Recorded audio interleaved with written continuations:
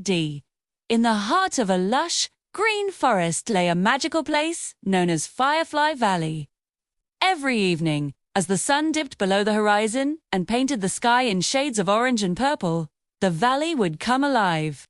Thousands of fireflies would awaken and begin their nightly dance, their tiny lanterns glowing brightly, turning the valley into a twinkling wonderland. It was a spectacular sight. A river of stars flowing through the trees. Among all these brilliant lights was a little firefly named Lila. Lila loved the valley and her firefly family. But she had a secret sadness. While the other fireflies shone with bright, dazzling flashes, Lila's glow was very soft, a gentle, silvery pulse.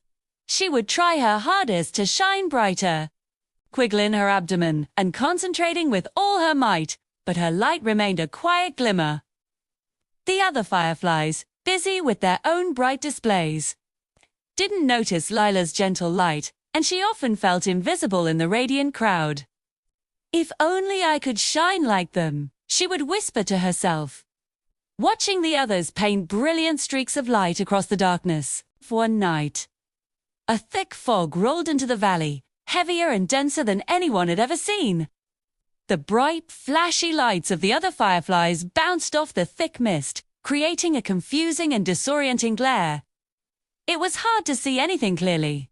The fireflies, usually so graceful, now bumped into each other, their powerful lights making it even more difficult to navigate. Deep in the fog, a young rabbit named Pip had wandered away from his burrow. He had been chasing a delicious-smelling clover and didn't realize how far he had gone until the fog surrounded him. Now, he was lost and scared. The bright, flashing lights from the fireflies only confused him more, hurting his sensitive eyes. He whimpered, curling into a small ball at the base of a large mushroom. "I just want to go home," he whispered, his little nose twitching with fear. Lila, who had been hovering near the edge of the main swarm, heard the faint sound. While the other fireflies' lights were too harsh in the fog, Lila's soft, steady glow didn't create a glare. It was like a tiny, gentle moonbeam that pierced the mist without scattering. Curious, she flew towards the sound and found Pip, trembling and alone. Pip looked up and saw Lila's light. It was different from the others. It was calm and soothing, and it didn't hurt his eyes. He could see her clearly, a tiny beacon of hope in the overwhelming fog. "Hello," he squeaked. Lila pulsed her light gently in reply. She couldn't speak his language, but he seemed to understand. Slowly and patiently, Lila began to fly ahead, her soft glow cutting a clear, gentle path through the fog. Pip followed her, his fear melting away with each hop. Her light wasn't flashy or overwhelming. It was just right. It was a perfect guide.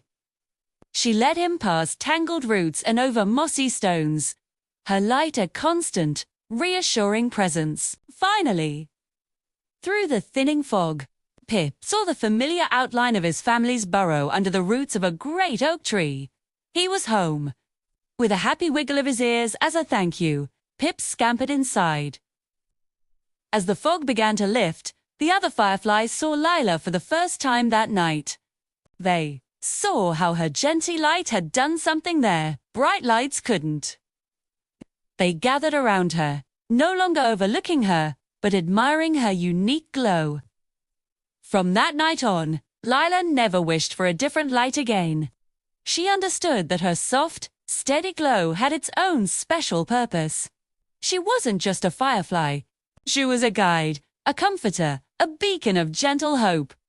And every night in Firefly Valley, alongside the dazzling flashes and brilliant streaks, Lila's silvery light shone with a quiet confidence, reminding everyone that even the softest light has the power to brighten the darkest path.